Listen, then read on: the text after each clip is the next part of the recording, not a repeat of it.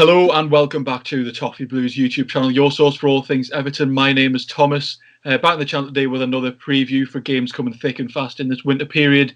Joined today again by Terry McAllister. We're going to be offering our thoughts on the squad, how we think we might line up, how we think our form is going to be coming out of that really busy December that's obviously ended up very well for us. We will touch on that briefly, and then going into our January, a few games that are coming up. It is going to be a difficult run again, but let's hope we can get some players back fit. So we'll kind of start off with Carlo's press conference. Of course, we've had a quite significant injury crisis. Four of our probably starters are out.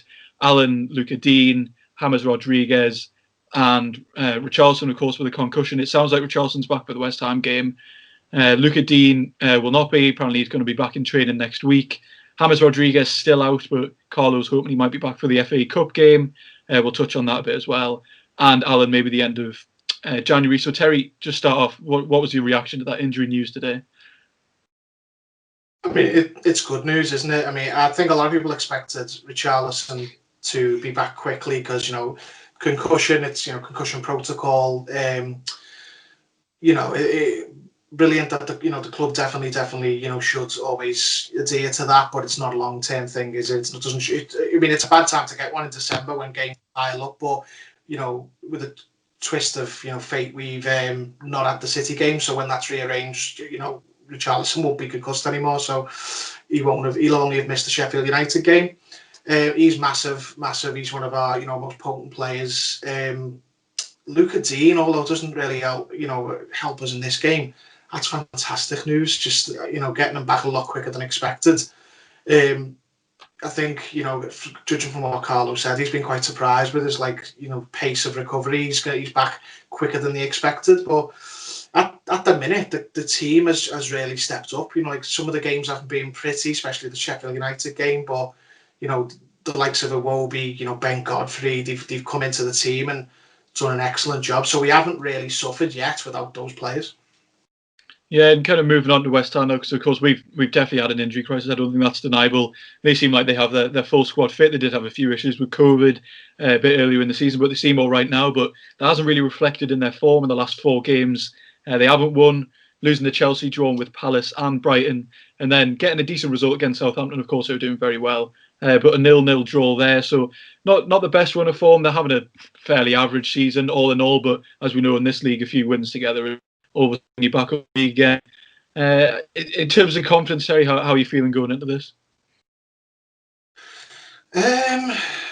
You know what? I don't know, because Moyes has surprised a lot of people there. He came in the summer, and he went going into the season in the summer. A lot of their fans weren't overly excited by what was to come. Their board sold Grady Dean Garner, who was he reminds me a lot of the way we were with Lookman. A lot of fans liked him and wanted him to do well, but he left and they haven't really missed him.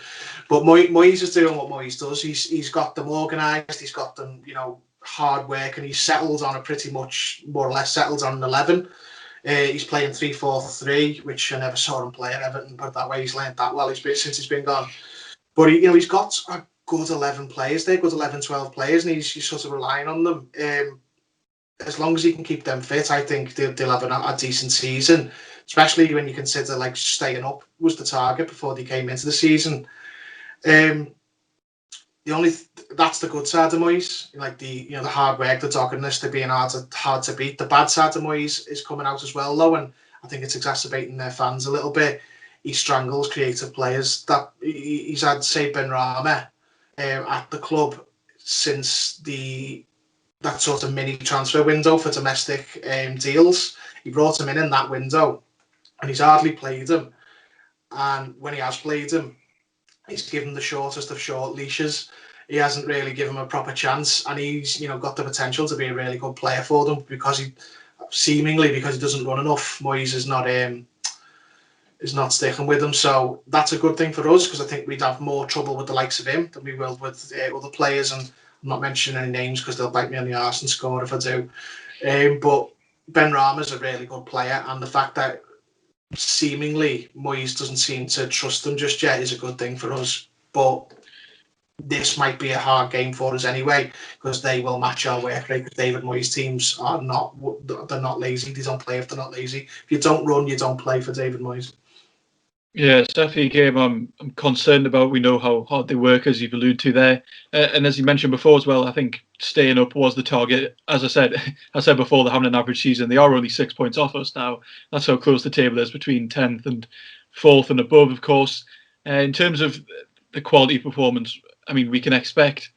We have gone through December with playing very, very decent sides, kind of operating with that low block that Ancelotti wanted to play. We know the kind of setup that David Moyes is going to have. He's going to have a very hard working side. They're going to be happy to come and defend and then play on the counter-attack as we have done, especially in the last month. So definitely something we should expect.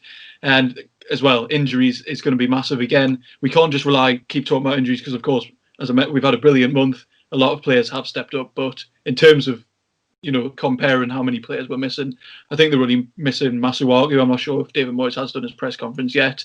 Okay, we have had a good break, but not having to play City, of course, they did play in that game week. But again, it's kind of a crazy time to play football at the moment with different, the pandemic in general. A lot of COVID outbreaks going on, so we'll be lucky if this game goes ahead as well.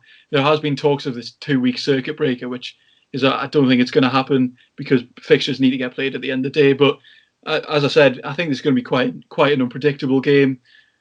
We know how the teams might set up, but we don't know what the result might end up being. But Terry, who can you see maybe starting for us? We've had a very similar starting 11 for quite a while now, but maybe with Richarlison coming back, who are you going to see drop out? And then do you think we'll keep going with a similar setup that we have been?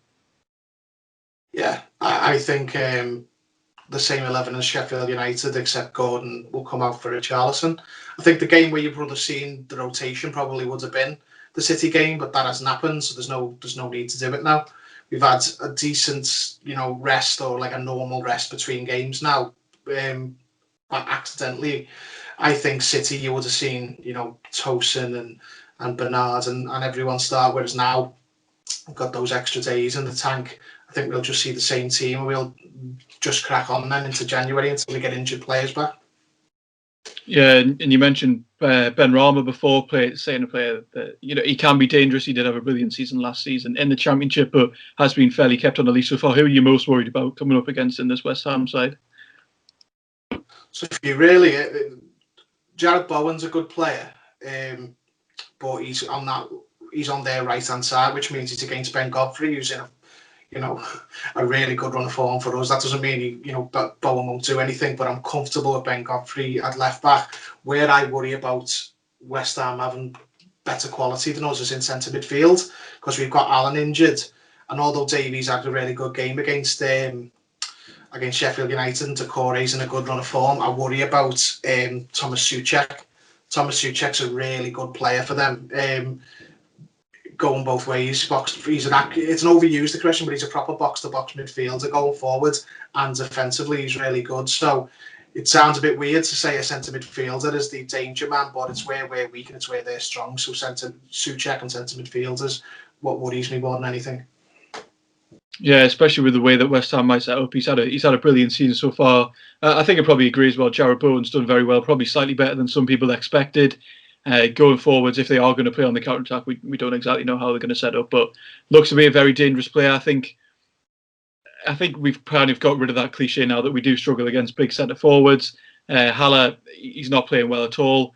Yarmolenko, I'm going to be made to eat my words there, but Yarmolenko's come back into their side as well, who's a player who, obviously I'm always concerned about him scoring against us since, we signed him for about 4 years in a row, but he hasn't been in a brilliant run of form either. But again, as we mentioned, David Moyes is going to set them up very strongly. It's going to be, of course, similarly to the Sheffield United game. I think obviously West Ham have a lot more quality, but coming up against a fighting side in a run of fixtures like this one, it's always going to be difficult regardless of the quality of who's going forwards or who's defending. If you have a team that's going to be hard working, set up like David Moyes likes to set them up, then on any day I think we could struggle. But I think overall I'm fairly confident going into the game, coming off a brilliant run of form, as I mentioned. Terry, have you got any kind of predictions for what you think might happen? I'm going to play it safe, to be honest. I'm going to go for a 1-1. Yeah, I think it could be a very close game, considering everything that's going on.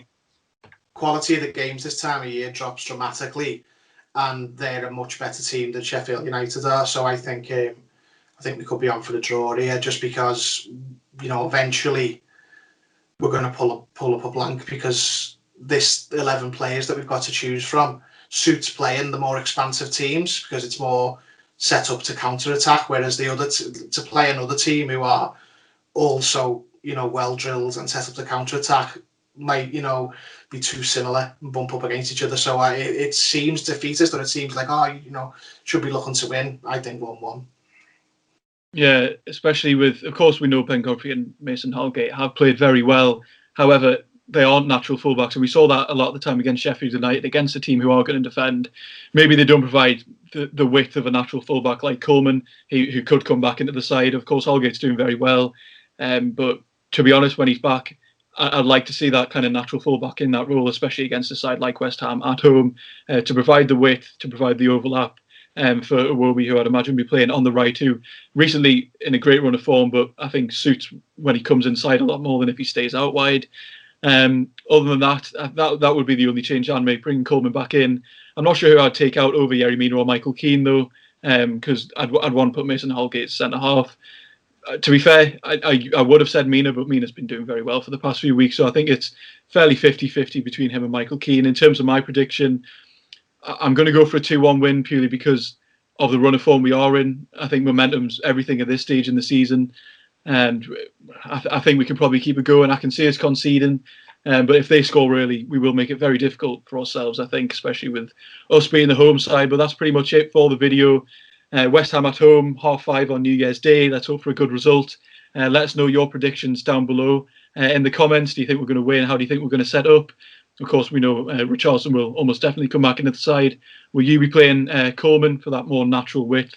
And just let us know your thoughts on the game in general. So be sure to check out Terry's social media and mine down below, and all the Toffee Blues. So thank you very much for watching, and join us next time.